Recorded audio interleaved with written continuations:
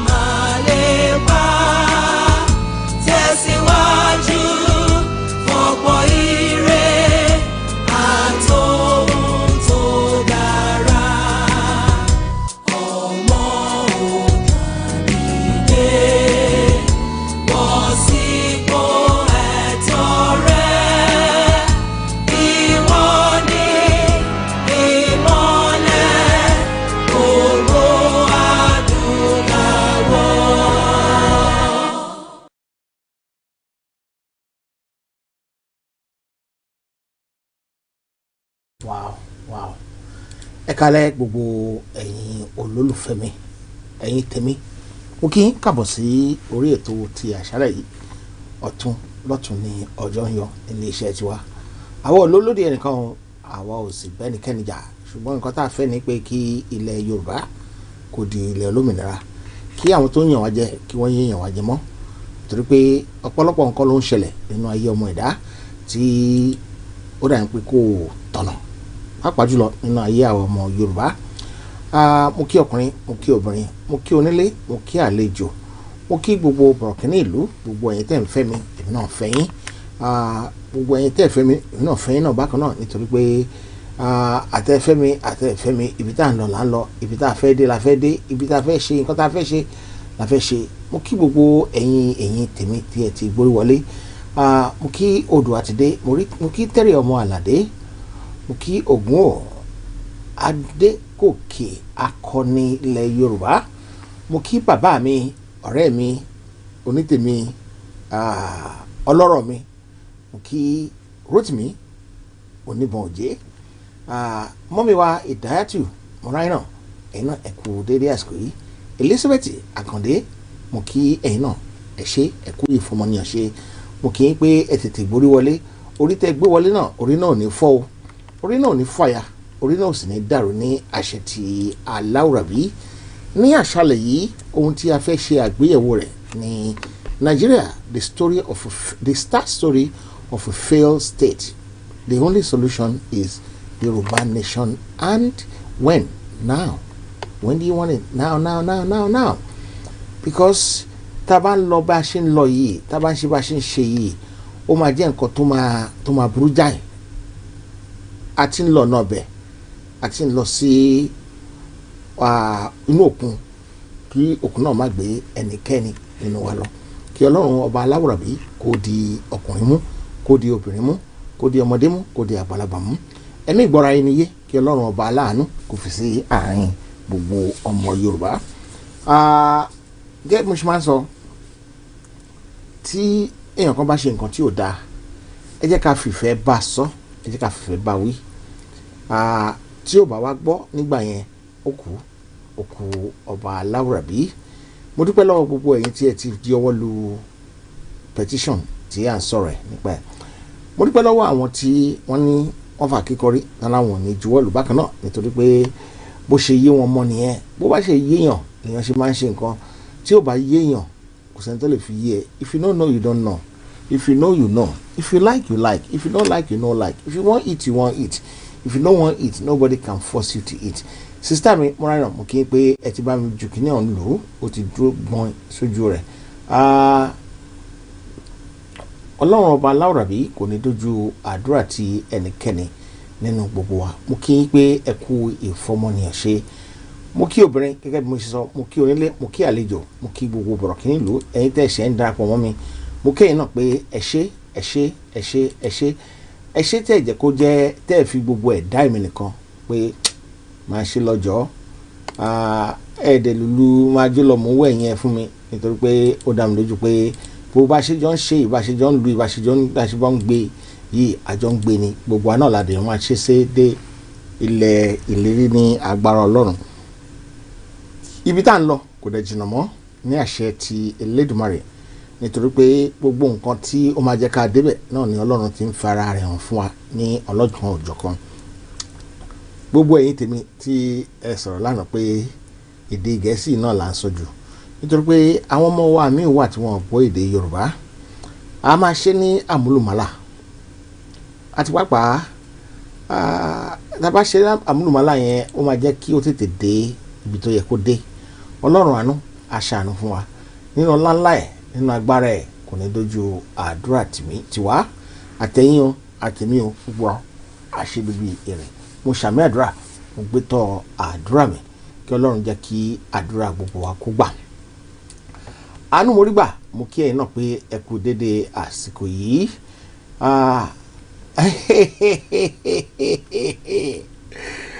Kí leléyìí o, ẹja ọsàn ẹja tútù ṣọkọ yọkọtọ.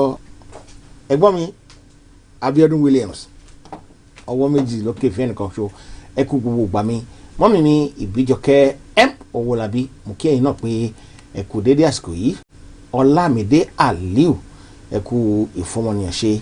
Mo kí gbogbo ọkùnrin, mo kí obìnrin, mo kí ọmọdé, mo kí àgbà gẹ́gẹ́ bí mo ṣe sọ.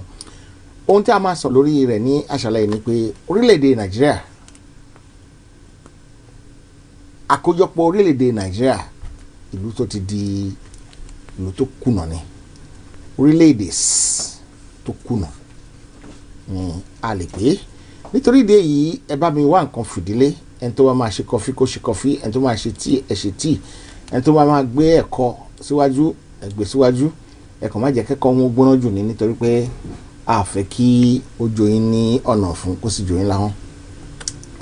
Àwọn kan sì wà tí wọ́n sì ń wò pé wọ́n Nàìjíríà ni wọ́n fẹ́ máa sọ, wọ́n Nàìjíríà. Ó yé wọn, àwọn tó ń sọ bẹ́ẹ̀ ó yé wọn. Nǹkan tí ó rú èmi lójú ń bẹ̀ ni pé tẹ́ bá sì ń sọ pé wọ́n Nàìjíríà lẹ́fẹ́, maybe ìjọ tí wọ́n bá jí yín lọ́mọ gbé, ìjọ tí wọ́n bá bá ìyàwó yín sùn tipátipá, àbí ìjọ tí wàhálà bá ṣẹlẹ̀ ládùúgbò yín tí wọ́n dáná sunlé yín, àbí kọ́ ní kẹ́ lọ mú ransom wá, àbí kẹ́ wà ní báǹkì níjọ́ kan kí àwọn adigunjalè dédé tàbí Ọlọ́run má jẹ́ ká rí o.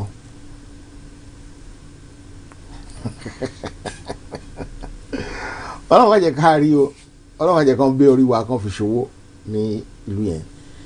Ẹ̀mí èèyàn kò jọ ẹnikẹ́ni lójúmọ́ ní ilẹ̀ Nàìjíríà. Wọ́n ṣe ń pa níwájú náà ń pa lẹ́yìn, wọ́n ṣe ń pa lẹ́gbẹ̀ẹ́, wọ́n ń pa lọ́tún náà ń pa lósì, wọ́n ń pa ní àríwá, wọ́n ń pa nílẹ̀ gúúsù. Ìgbà kan òkè ọya nìkan ni wọ́n ti ń ṣe gbogbo pálapàla yìí, ṣùgbọ́n ó ti wọlé gbẹ̀gbẹ̀gbẹ̀ ó ti dọ́dọ̀ wa. Tí bá wo sápẹ́lẹ̀ ní tó ṣẹlẹ̀ ńbẹ̀ ni pé wọ́n ní nǹkan kan ṣe bí ọ̀rọ̀ láàrin sójà kan àtàwọn kan, sójà sì kú. Gbogbo ẹnikẹ́ni tó bá ti ju ọmọ ọdún 15 lọ, gbogbo wọn tí sójà bá ti rí wọn nílùú yẹn báyìí pípa ni wọ́n pa wọ́n. Wọ́n ní nígbà tí ilẹ̀ máa fi ṣúlẹ̀ ní àwọn tí àrídájú pé wọ́n ti filẹ̀ ṣaṣubọra bí aṣọ, wọ́n ti lé ní 30. Ṣe mọ̀ pé èmi ò ní bùkún ní sì ní yọ kúrò ńbẹ̀. Ó lè ti pọ̀ ju yẹn lọ, bọ̀ ní tèmi mọ̀ ni mo sọ yẹn. Ní tí mo mọ̀, nǹkan tí n bá mọ̀ ni màá sọ, nǹkan tí n bá mọ̀ mi ò ní ever sọ. Gbogbo àwọn tó ń sọ pé wọ́n Nàìjíríà yìí, àwọn gangan ni wọ́n jẹ́ pé àríjẹ nídìí màdàrú ni wọ́n àti pé jagbajantis ni gbogbo ọ̀rọ̀ ayé wọn máa já sí nítorí pé wọ́n ní nǹkan kan tí wọ́n gbà lọ́wọ́ olóṣèlú tàbí lórí ọrọ̀ ajé ilẹ̀ Nàìjíríà ni wọ́n ṣe sọ pé wọ́n Nàìjíríà. Bí wọ́n ní ẹ̀gbọ́n tó ṣe gómìnà, wọ́n ní ẹ̀gbọ́n tó ṣe mínísítà, bí wọ́n ní ẹ̀gbọ́n tó ṣe mínísítà, wọ́n ní ẹ̀gbọ́n tó ṣe kọmíṣánná, bí wọ́n ní ẹ̀gbọ́n tó ṣe kọmíṣánná, wọ́n á mọ pàdé kan rí tó ṣe senator bí wọ́n lẹ́gbọ̀n tó ṣe senator, wọ́n á mọ local government chairman. So ẹ̀dẹ̀mọ̀ ibi tí àwa ọmọ Yorùbá bàjẹ́ sí ni wípé a kì í ronú jinlẹ̀ kí a tó sọ pé ẹni báyìí la fẹ́ fi ẹ̀yìn tì. Wọ́n ní oríṣiríṣi nǹkan ni àwọn ọlọ́gbọ́n yìí máa ń sọ. Àwọn tó kó wa ní ẹrú, àwọn tó wà lókè ọ̀yà tó kó wa lọ́hùn, gbogbo ọrọ̀ ajé orílẹ̀-èdè Nàìjíríà wọ́n ṣà ń kó jẹ ṣáá, wọ́n ṣà ń kó mu ṣáá, wọ́n ṣà ń kó mi ṣáá. Ibi tá a máa ṣe àlàyé ẹ̀dẹ́ ni pé ní ìgbà kan the Hausa Fulani that have been milking the resources of Nigeria for their own selfish agenda since 1960 when we got our independence. As at the third quarter of 2020, the Nigerian external debt rose to $37.96 billion.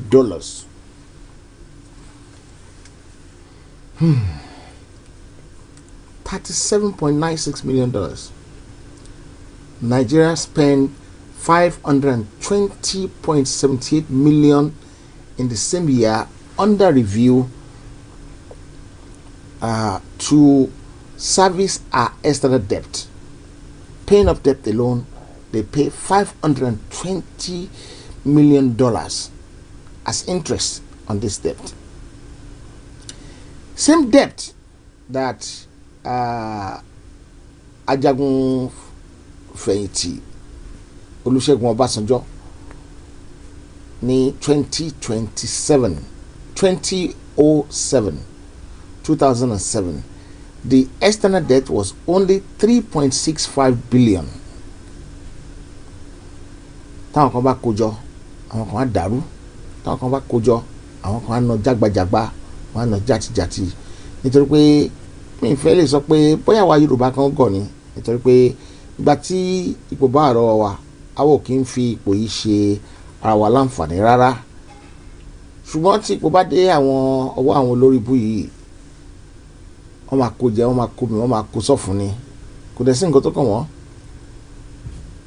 Buhari, when they ask him about all this money, ó ní òun build infrastructure ni, òun build railway tẹ́kùn ń tán náà ẹ̀. Àbí railway tí epo tán náà ẹ̀. And the good thing is that ó fún àwọn èèyàn wa láyè láti jẹ́ pé tí wọ́n bá fẹ́ mọ ibi tí wọ́n ń rọ epo railway sí àti rí fídíò ẹ̀ lórí online nísìn, you don't have to go anywhere to learn it. You can see how they refill train on the side of the road.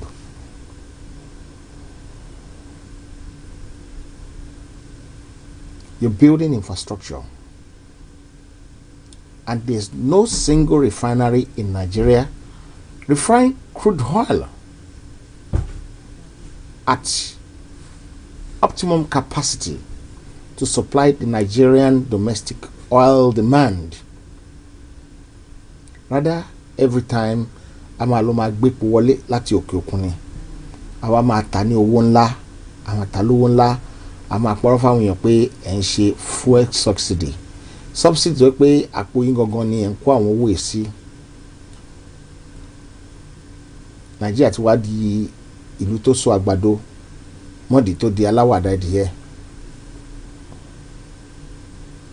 Tábà wo nǹkan tó ń ṣe yìí, ẹ̀ ṣe nǹkan tó dáa, ẹ̀ mọ̀nà tó dáa. Ìjẹ́ ìlú yìí, ìjẹ́ wọn kàn tiẹ̀ fẹ́ move síwájú, ìjẹ́ wọn fẹ́ ní ìlọsíwájú. Nigeria is like a sinking ship.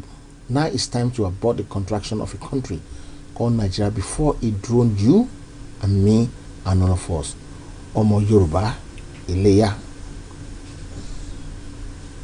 If you look at the people tó ń darí orílẹ̀-èdè yìí, tẹ́ bá wò wọ́n dáadáa, àwọn nǹkan tí wọ́n ń ṣe, á jẹ́ nǹkan tí ẹ máa fi rí àrídánilójú pé wọ́n fẹ́ lọ síwájú orílẹ̀-èdè rárá. Bá a ṣe ń sọ̀rọ̀, Buhari wà ní ìlú òyìnbó fún medical tourism. Ìyàwó rẹ̀ first lady ó wà ní Dubai láti bí ọdún kan àbí méjì sẹ́yìn nísìnyí, ibẹ̀ ló ń gbé. Boko Haram members wọ́n ti bẹ̀rẹ̀ sí darapọ̀ mọ́ àwọn ológun ilẹ̀ wa. Omi inú ń kọ́ mi. kí ló ń kọ mí lóminú adé thomas kí ló ń fu ẹ́ lára ọ̀rọ̀ bí ilé ayé ṣe ń lọ ló ń kọ mí lóminú ohun gbogbo tó ń ṣẹlẹ̀ nílùú nàìjíríà ló ń fu mí lára ọjà rẹ̀. Contaminated fuel ní NNPC tún gbé wọlé pé wọ́n ń tà fáwọn èèyàn tó bá ti rọ́sọ́kọ̀ ìbọ̀kọ̀ lọ́kọ̀ jẹ́ ni. Diesel now sell at 700 naira per litre. Diesel nǹkan tá à ń ṣe 700 naira per litre. Fuel scarcity, airline operators threaten to shut down operations in Nigeria within the next 2 days. Bóyá ti gbọ́, national power grid has collapsed, causing blackout in some few areas of the country. Tinubu and Ọ̀ṣínbàjò wọ́n ṣàfà kékọ́rí wọ́n làwọn fẹ́ di ààrẹ ìlú tó ti da orí kodò, ìlú tó ti bàjẹ́, ìlú tó ti fọ́, ìlú tó ti yàmà, ìlú tí ó ti di kòròfo. The Nigerian police are threatening to go on strike. Naira now sells as over 600 naira to $1. Bandit, kidnapper, ritualists, and all the rest are just doing what they want to do, and nobody is checking them. Nobody. Because àwọn olórí wa náà ni tó jọkànjú à ẹ ṣe àmọ́ náà tètè má bọ̀ àmọ́ náà tètè má bọ̀.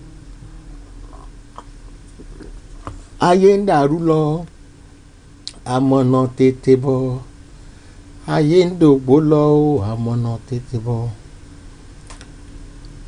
If you enter public bus now, government buses, it's not even safe, because we've seen Bamishe being raped and murdered inside a BRT bus in Lagos. It's becoming a big problem over and over and over again. You cannot do business and sustain it. Businesses are folding up. The bureaucracy that is there for a business to thrive in Nigeria is nowhere to be found. Sagacity, Baba, masses are crying for starvation, no security of life or property. If you've seen the video of X-Men operating on a highway lately, it's nothing to write home about. Is it not a failed state? Can somebody still be saying, in a relationship, níbi tí ọkọ tí wálé mọ́ síyàwó gbélé mọ́ oníkàkùn ṣe tí wọ́n ẹ̀wà lè fẹ́ mú relationship yẹn fẹ́ kó ṣiṣẹ́, relationship tó ti dàrú tipẹ́tipẹ́ báà lè fẹ́ kó ṣiṣẹ́. A ní nǹkan ti dorí kodò, ó ti fọ́gbà yán ọ̀gá tán pátápátá. Nígbà tí Ọbásanjọ́ wà ń bẹ̀,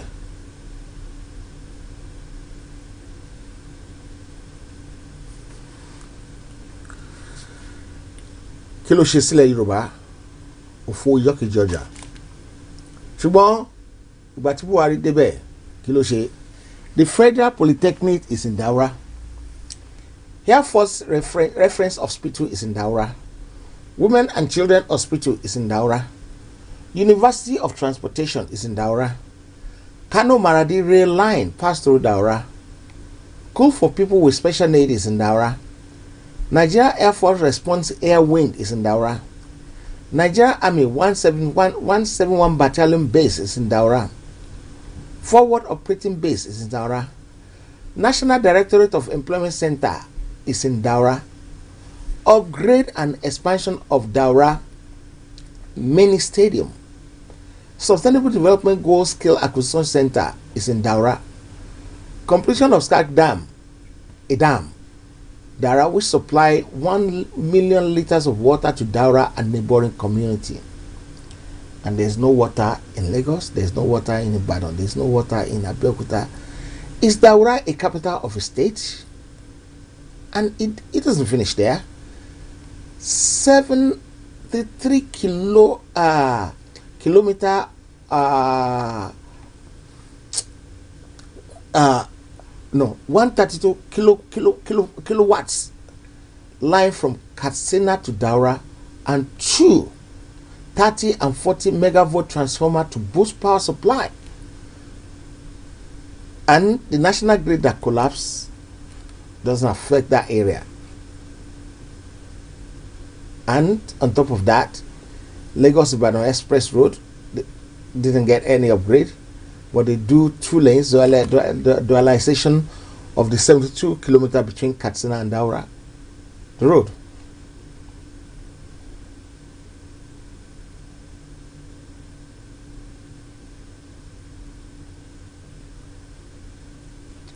$50-bed maternity center at Daura General Hospital built under the name of the First Lady, Sir Emeka Ofo. E-library is in Daura. 400-liter capacity solar power water system by NNPC and Belema Oil in joint venture with Jack Rich 10 Foundation.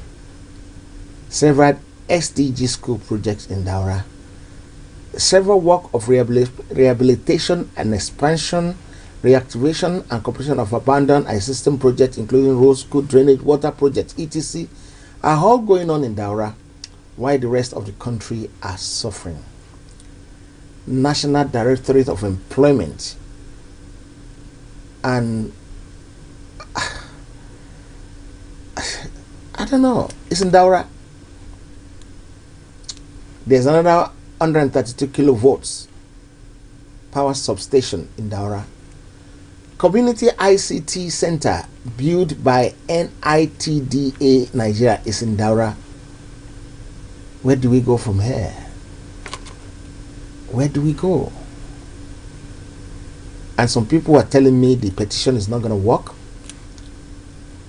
So, sign, you know. Intent they should work. At least listeners have brought out the petition before. Did anybody antagonize it? Did anybody condemn it? Because that initially they didn't condemn that. This one that we're signing now, because it wasn't flying. But as soon as they see it flying,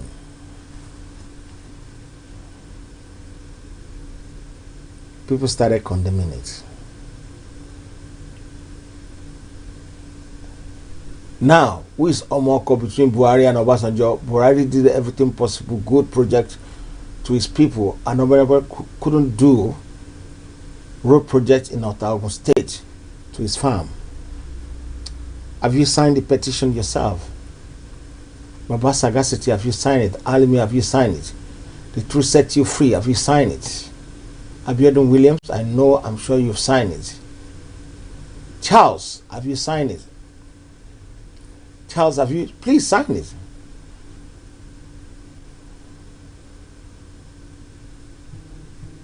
Mayegun General, my brother, fantastic people. Mommy Ibijoke, have you signed the petition? Olamide Aliu, have you signed the petition? Have you shared the petition in all the groups you have today? Because you know some people might not see it since. Some people might not have seen it. Catch me this weekend and next week in some few areas of the UK where I will be touring the whole area to get more people to sign this petition. And just keep praying for us, all of us working on this. Everybody. Whether they're working on it for good or they're working on it for bad or they're working on it for their selfish reason, so be it. It's their problem. We're not going to be fighting that and this over unnecessary things. The only thing I want to tell everybody is this. I didn't want this program to be too long.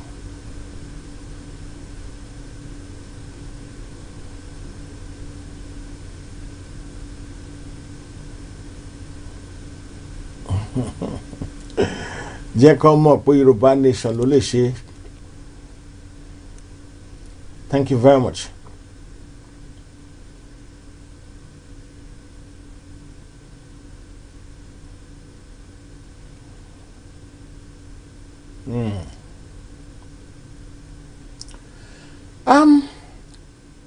There's no point in opening the line. There's no point in, unless you want me to open it. So, do you want me to open the line so that you guys can call in? I don't see any reason that we need to call in. Even in Ukraine, where there's war, There's still electricity, there's still water. But in Nigeria, where there's no war, what can our government provide? My people said they want to call in, or they said, because I've seen someone trying to call in, but that phone has been messing up for the last few days, or for the last few weeks. So it doesn't matter if you cannot. Oh, I'm not sure if Auntie Zainab want to call in. I think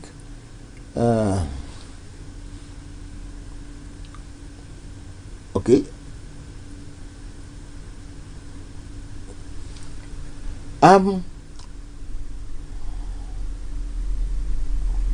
Ọpẹ́yẹmí dada ẹ ṣé mo dúpẹ́ o. Ọlọ́run adúró ti gbogbo wa, ojú òní tiwa. Ẹ jọ̀ọ́ mo bẹ̀ yín, mo rọ̀ yín, do one thing special for yourself. Share this petition at least twice a day on a big group. On a group that is big. If you go and share it 2 times or 3 times on a small group, they might get angry. On a big group that the traffic there is busy, share it about 2, 3, 4, 5 times a day. So that if you miss one, you get the other one. You understand?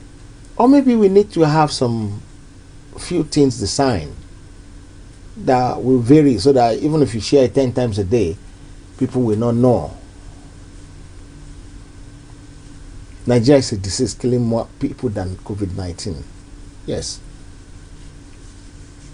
Unnecessary death on our road because the road is not good. Chaos. So maybe we need to do some few flyers with different things, and the link at the bottom of the flyer, so that even if you share it 5 times, they might not know it's the same thing. And you won't annoy people. Maybe that might probably help. And tell others about it. Make noise about it. Inform the public. Let more people know that this is something that we need to do. And regardless of what anybody says, we're not here to antagonize anybody, but we just want to educate our people that nǹkan tó bá yẹ ká ṣe, ẹ jẹ́ ká ṣe. Nǹkan táwọn ẹlòmíì bá ń ṣe, má bu ẹnu àtẹ́ lù ú. Ìmọ̀ bóyá ẹ rántí orin yìí.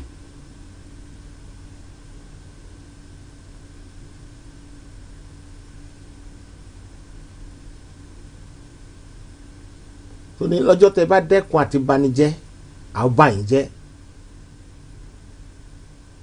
Ẹ̀yin ìbàṣẹ̀jẹ́ là ń sọ yìí o. Ayú ìbàṣẹ̀jẹ́. Ayú ẹlẹ́nu ṣùtì. Ayú alákọ̀rí.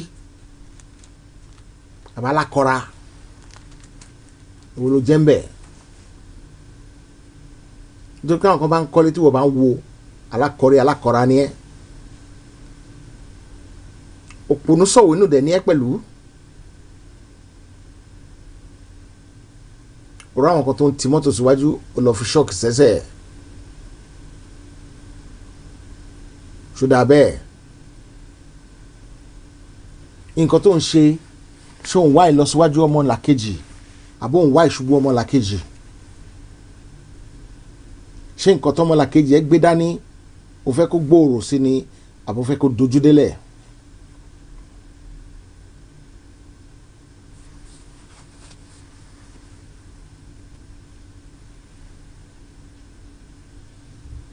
Thank you very much, Mommy. Ekujemetama. Pastor Grace, I miss you. How is Daddy?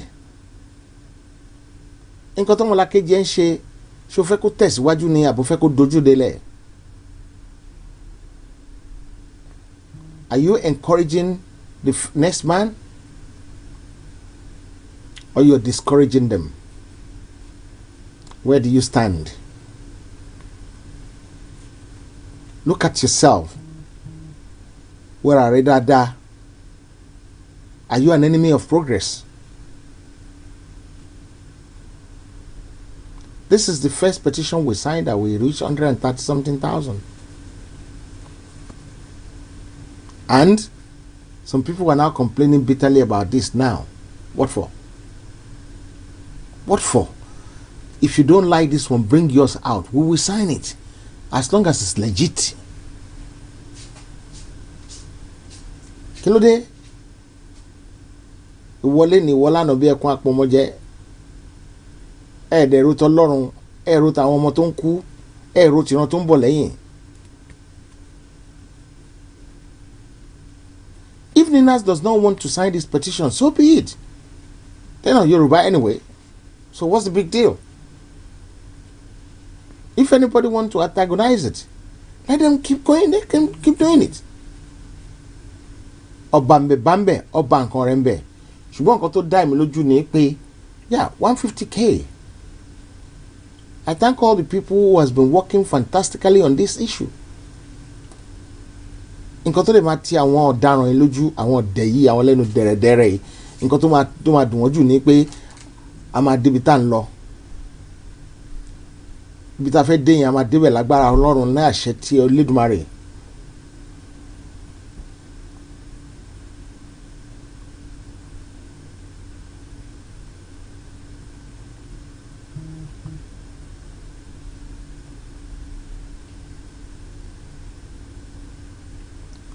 Tí ẹ̀kọ́ bá ti ń lọ wájú, bẹ́ẹ̀ ṣe máa yẹ lẹ́sẹ̀ lẹ́ máa wá, bẹ́ẹ̀ ṣe máa fokùn sí lẹ́sẹ̀ lẹ́ máa wá. Ṣùdà bẹ́ẹ̀.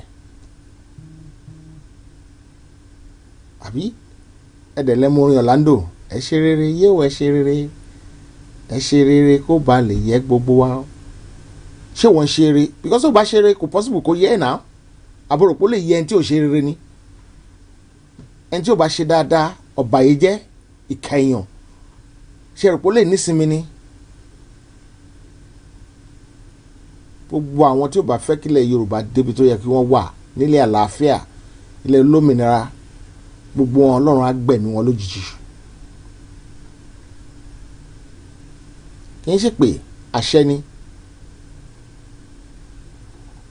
Àṣẹ gidi ni pàápàá. Ó dẹ̀ dá mi lójú pé ẹ̀mí àwọn wòlíì máa fi àmì sí i.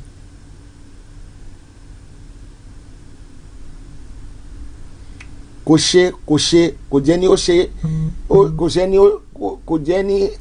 jẹ́ ní ré ṣe, kò jẹ́ ní tó máa ṣe Ìjẹ̀ṣà láǹtí fi kọ́ o.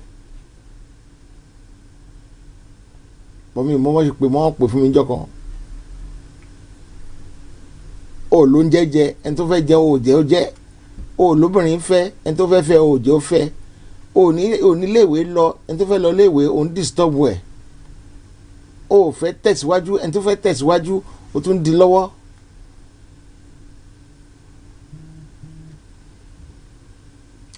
Ẹ jẹ́ ká rorí wa o.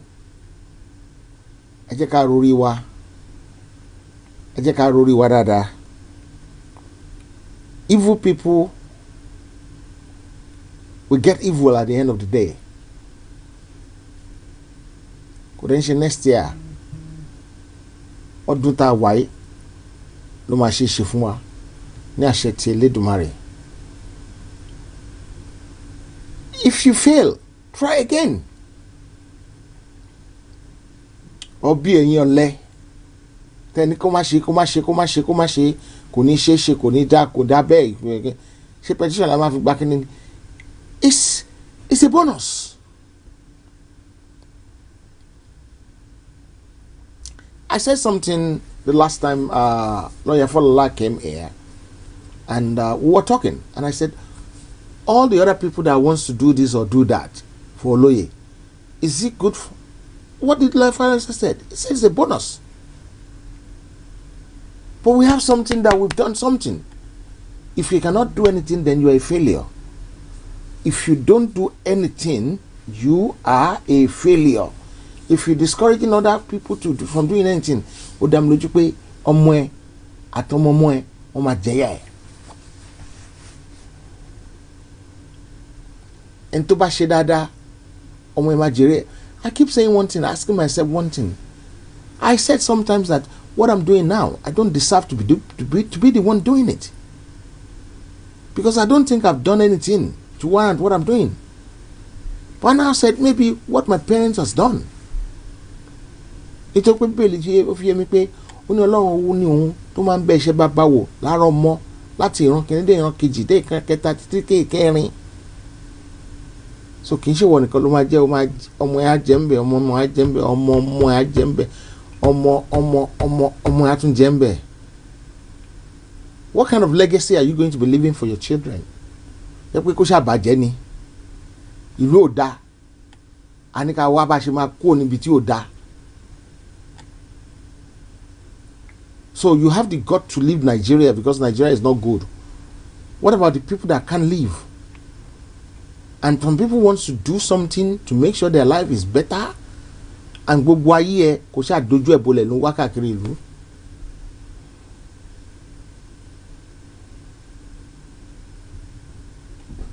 Òṣìkà gbàgbé ọ̀la, ó gbàgbé ọjọ́ ìkẹyìn. Rántí ẹlẹ́dàá rẹ nígbà èwe rẹ. Yé ọ̀rẹ́ mi wà rere. Yé má dánwò, rárá má dánwò. Yé má dánwò, rántí ọ̀la o. Mọ́mì ẹ lọ yọ miss tó wà lẹ́yìn orúkọ yín kó ẹ̀kọ́ mọ́mì sí ni o. Báwo lè ṣe máa jẹ́ miss ẹ̀yin mọ́mì Akins. Mọ́mì ni yín ẹ ṣe miss o. Bóyá station yẹn mú yín gan. Station yẹn mú yín gan ni o. Ẹwà yẹn beauty yẹn mú yín gan. Àwọn boys ò mọ èjì yín torí pé fine tó yẹn ẹ dẹ̀ rí size kólé ẹ̀. Màá sọ fún YouTube lọ́la àwọn gbọ́dọ̀ yọ miss yẹn kúrò lẹ́yìn orúkọ yẹn kan fi mọ́ mi sí Grandma Akins. Kọ́tà máa kọ sí lọ́wọ́ dọ́là nìyẹn ẹ yà lọ yọ miss yẹn kúrò bẹ́ẹ̀ o. Àwọn tí ó dáa ìwà ìkà ò dáa ìwà burúkú ò dáa kí ẹ má ṣe nǹkan tó dáa ó tún rẹ̀ tó ń ṣe inú tún bí ẹ. Ẹ̀ẹ́dẹ̀ ẹ̀rù tọlọ́run ẹ̀rù tọlọ́run ẹ̀rù tàwọn tí ò lẹ́ṣẹ̀ ẹ̀rù tàwọn tó ń kidnap ẹ̀rù ti bá mi ṣe obìnrin tó ń panu BTR BRT àbí BR whatever they call it. Ẹ̀ẹ́dẹ̀ ẹ̀rù tọlọ́run àwọn tó gé orí lórí ẹ̀rù tọlọ́run.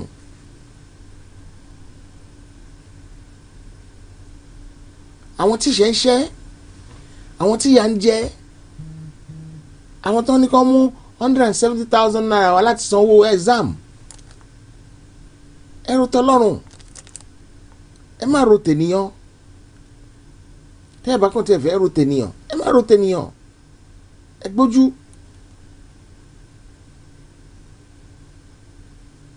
Ẹyẹ wùwà ìkàmọ́ ẹ sùn káàkiri ronú pìwàdà. Nǹkan tí èèyàn bá gbìn ó máa ká. BRT thank you very much. Nǹkan tí èèyàn bá gbìn ó máa ká. Kò possible kó má ká. Tí wò bá ká ọmọ á ká tọ́mọ ìbá ká ọmọ á ká tọ́mọ mi ìbá ká ọmọ á ká. Tó wá dà bẹ́ẹ̀ kó lọ tán káwọn ọmọ ẹ máa ṣépè fún ẹ pé ìwà burúkú tí bàbá àwọn wù ló jẹ́ káwọn máa jí ayé. I've seen a lot of problems. Okay, let me give you an example. I'm sorry to use this as an example. So many years ago, maybe about 15 years ago, I met a lady. She was looking for a fruit of the womb.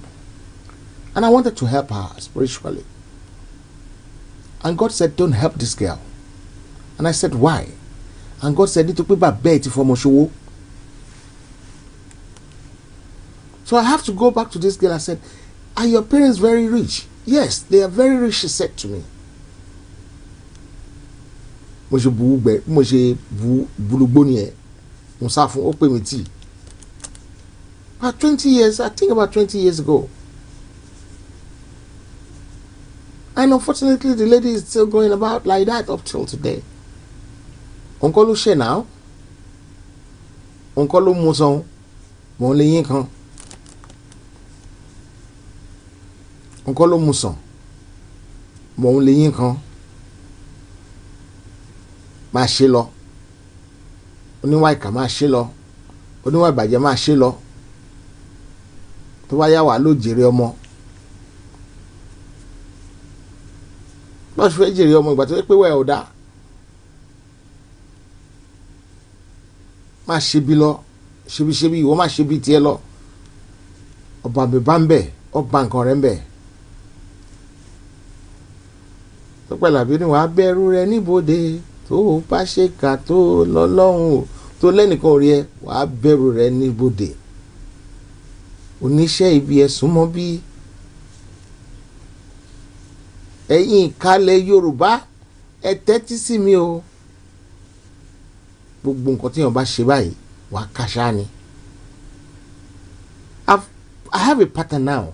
I don't want a very long program anymore. I want just a short program in which it will be easy for people to manage and digest.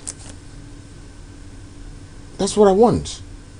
So that it's easier. When it's long, yes, there's nothing bad in having a long program. I'm not saying people that have long program, they're doing something bad. No. Everybody have their own style. Look at my fingers. You can't fang back. You can't sora. So some people can pass on their message quickly. Some people can expatiate, elaborate. They're gifted in teaching. If you're gifted in teaching, you can have 3 hours lesson. 4 hours, 5 hours. It's not a problem. But sometimes mine has to be bite size. I want you to promise yourself one thing. When you wake up tomorrow, 2 things actually, or 3 things actually.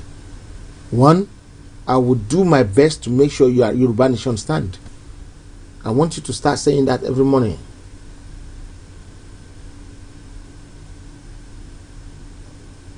2, I will support every good cause that can make Yoruba Nation stand.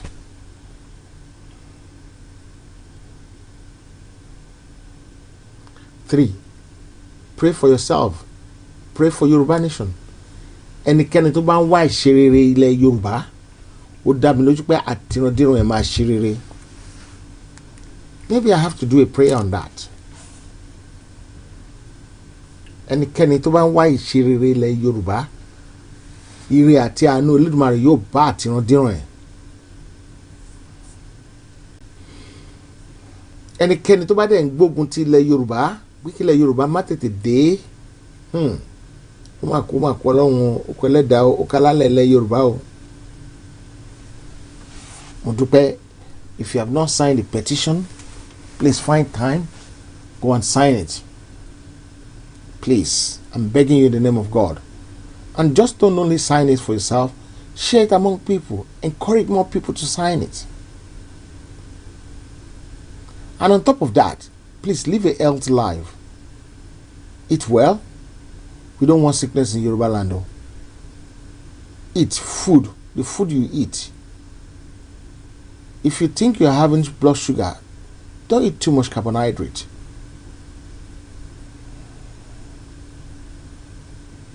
And run away from sugar. If you have high blood pressure, run away from salt. Run away from oil. Stop frying things. Eat less salt. How can we run away from salt? It's very easy. If you mix onion, ginger, and garlic together, maybe 1 part of garlic, 2 parts of ginger, and 3 parts of onion. So it's 1, 2, 3. Garlic 1, ginger 2, onion 3. If you mix the 3 together, it's as good as salt. And it's healthy.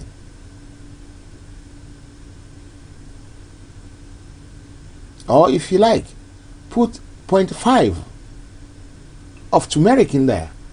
And you will find that it will be beautiful. You sleep well, you live long, and everything will be proper. If you're facing any challenges, any health challenges, please speak to any of our herbal remedy sales rep, agent. They will advise you on the best way to go about it. But prevention is better than cure. Prevent it from getting there, from getting sick. First of all. Prevent your need to buy herbal remedy stuff. Prevent it by living a good life, healthy life. Má jẹ rice láàárọ̀, kó jẹ potato lọ́sàn-án, àbí kó jẹ má jẹ rice láàárọ̀ kó jẹ lọ́sàn-án. Tó bá dalẹ́ you want to eat something light, you decide to put amala in front of you, or you decide to eat potato, and you eating light. Sugar and gbogbo sugar gidi ni. Please look after yourself. The Bible said everyone help those who help themselves. Ẹlẹ́rìí ló máa kọ́kọ́ gbé ní Yorùbá sọ. Help yourself first. Look after yourself first. If you eat good, you won't even have to spend a dime for me buying herbal remedy medicine. I know people's metabolism is different from one person to the other. So whether you eat well or you don't eat well, some people are still bound to fall sick. But when you're falling sick, we are too fond of covering up. Covering up. Speak out. Look for help. Look for help. Look for help. Don't suffer in silence. Baba Igboho is fine. Baba Igboho is very well. But we need to leave the man to rest, relax. It's gone through a lot for us. Ẹ jẹ́ kí bàbá fi ẹ̀dọ̀ lórí òróǹro. Nǹkan tí ò ṣẹlẹ̀, ẹ̀yin ọmọ Yorùbá yìí parọ́ ẹ̀ mọ́ ọmọ ẹ̀jí bàbá Igboho ní bàbá yín náà máa jí gbé. Àbẹ́ ẹgbọ́ pọ́n wọ́n gbé Olúmọ Ẹ̀gbá rí, wọ́n jí Olúmọ Ẹ̀gbá gbé, ẹgbọ́ pọ́n jí gbé rí láyé ni. Wọ́n jí gbé náà. Ọlọ́run á dúró tì yín. Ojú ò ní tì yín. If you need anything, speak to the agent.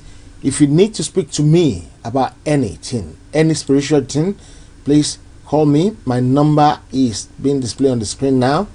That's the best number to call me on. Call me, let's talk about it and pray together about it. And God in His mercy will give you healing. You command healing into your life. And you shall live long in good health. Ẹni fàìsàn ló gbà. Ṣùgbọ́n kẹ́ tó máa fàìsàn ló gbà, ẹ gbọ́dọ̀ ṣe dáadáa o. Lágbára Ọlọ́run gbogbo àwọn tí ò bá ṣe dáadáa, wọ́n máa fàìsàn ló gbà, wọ́n máa kú sínú àìsàn wá pa ni.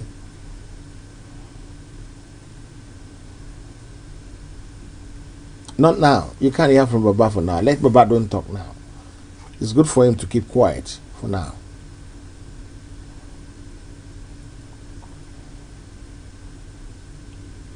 Ẹni tí ò bá ti ṣe dáadáa kó lo herbal remedy gan lágbára Ọlọ́run kò ní ṣiṣẹ́ fún.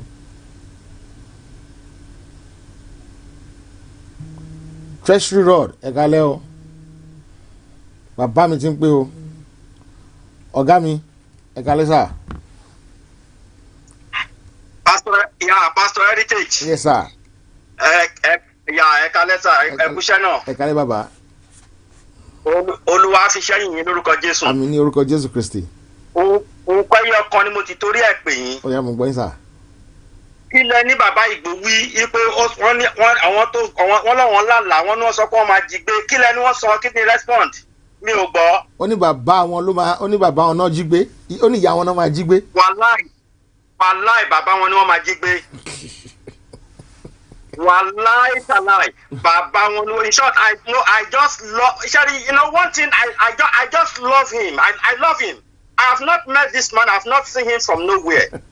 I just love him. I just love his courage and the spirit of God in him. Wow, true. The spirit of God. Ẹ̀mí kan ló ní agbára láti ní ẹ̀mí ìṣerere. Ẹ̀mí òtítọ́. Ẹ̀mí tó ní agbára jù nìyẹn. Ẹ̀mí òtítọ́ láti ní tí èèyàn bá ní Allahu Akbar ó ti lóhun gbogbo. Bíbélì jẹ́ ká mọ̀ wípé only the truth shall do what? Shall set you free. Ẹ̀mí òtítọ́, ẹ̀mí ìṣerere, that is the only discipline that you need. Ẹ̀mí yẹn ló ń gbé níjà.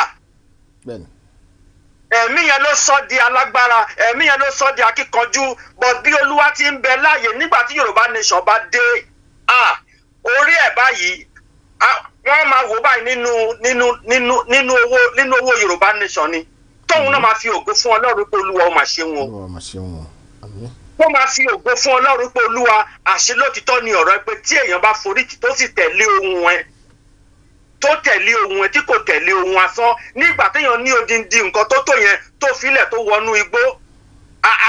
Pastor Heritage ẹ̀yin náà ẹ fojú inú wò náà. Let us talk to ourselves. Let us talk to ourselves. Talk to ourselves. Ẹ jẹ́ ká bára wa sọ̀rọ̀. In short, I don't want to speak too much and I don't want to take your time. So it shall be in Jesus' name. Amen. Bàbá wọn ni wọ́n máa jí gbé.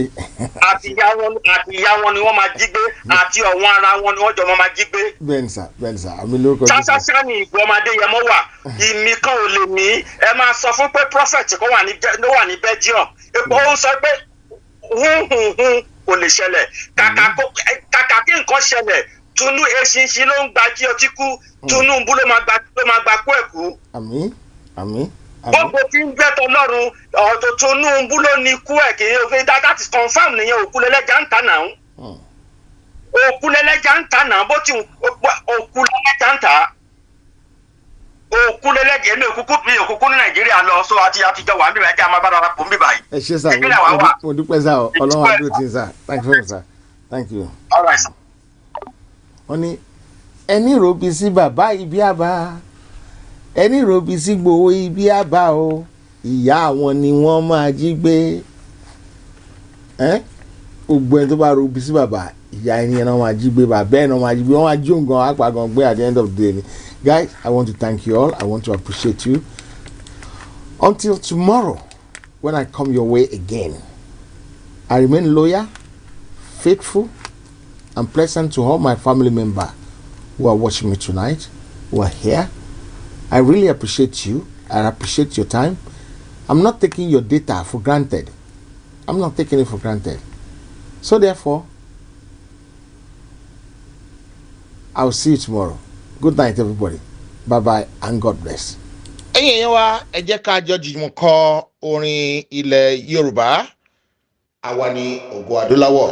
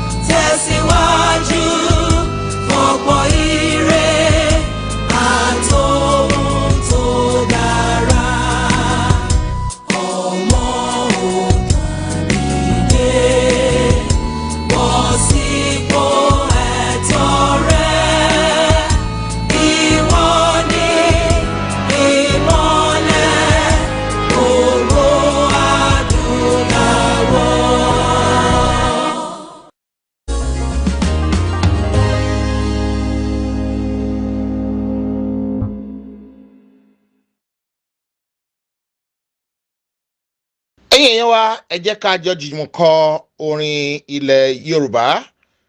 Àwa ni ògo adúláwọ̀. Ẹ̀yin èèyàn wa, ẹ jẹ́ ká jọ jùmọ̀ kọ orin ilẹ̀ Yorùbá. Àwa ni ògo adúláwọ̀. Heritage ti dé. Aba Remedy ló sọ pé àìsàn ní ṣe wá. Ṣọ́múròrò àwọn ká pẹ̀lú ẹ̀dá o. Orí fífọ́ ò dáa. Máa ń pa wá ó ṣe kókó fámọ́ ọkùnrin. Diabetes ò dáa. Rúmọ́lẹ́gùn ò dára káyé má bá wa jà o. Àbí o. kálàfíà wọn máa ti fíafíà o ní iléeṣẹ́ Herbal Remedy ṣe ń fọn rẹ̀ pé ká tọ́jú ara wa pẹ̀lú àwọn òògùn ìbílẹ̀ tiwantiwa egbògi ilẹ̀ Yorùbá pọ́nbélé tó ń ṣiṣẹ́ fáwọn onírúurú àìsàn bíi ẹ̀jẹ̀ ríru high blood pressure ìtọ̀ ṣúgà diabetes ẹ̀fọ́rí túlù migraine àwọ̀ká arthritis nárùn body inching ṣọmúlọ́rọ̀ àtẹ̀dá tó dààmú àwọn obìnrin Yorùbá natural Herbal Remedy ló lè yanjú ẹ̀ manpower ọkùnrin làdá tó ń fáwọn ọkùnrin lágbára láti ṣojú ṣe wọn lọ́dọ̀ àwọn aya wọn ọ̀sẹ̀ àánú náà wà mercy soap fún gbogbo ẹni tó fẹ́ràn àánú gbà Herbal Remedy láti lè ṣe Heritage TV London ẹ lè rí àláwọ̀ àdírẹ́sì tó ń kọjá lójú wòran yìí tàbí kẹ́ ẹ pè nọ́mbà yìí +44 777 8957 893 lè ṣe Heritage TV London ló ń pariwo wípé àìsàn àtàrùn onífàgbọ́ ara wa ṣe bùgbé o. tó bá lẹ́kọ̀ọ́ dára káyà